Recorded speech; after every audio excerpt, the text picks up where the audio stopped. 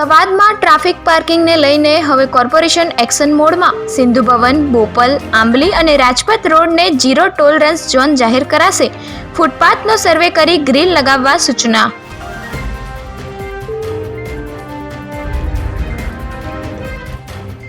યુવાનોને ગોધી રાખી સાયબર ફ્રોડના ગુના કરાવવાનું કૌભાંડ. નોકરીની લાલચ આપી થાઇલેન્ડ, બેંકોક મોકલી સાયબર ફ્રોડ કરાવાતું. પોરબંદરના યુવકે વ્યક્તિ દીઠ 2 લાખ કમિશન લઈ 40 લોકોને મોકલ્યા.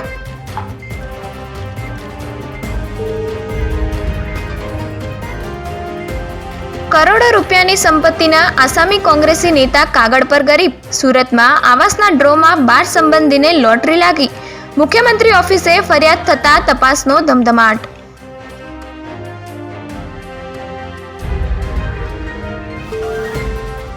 નડિયાદનો સંતરામ મંદિર 1.11 લાખ દીવડાથી ઝગમગી ઉઠ્યું. ભવ્ય આતિશબાજી સાથે દેવ દિવાળીની ઉજવણી.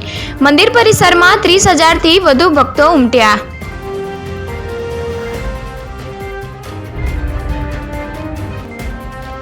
આ વખતે જો રોડ તૂટ્યો તો બધા સસ્પેન્ડ થશો. નવા રોડનું ખાતમુહૂર્ત કર્યા બાદ ધારાસભ્યની કોન્ટ્રાક્ટરોને ચેતવણી.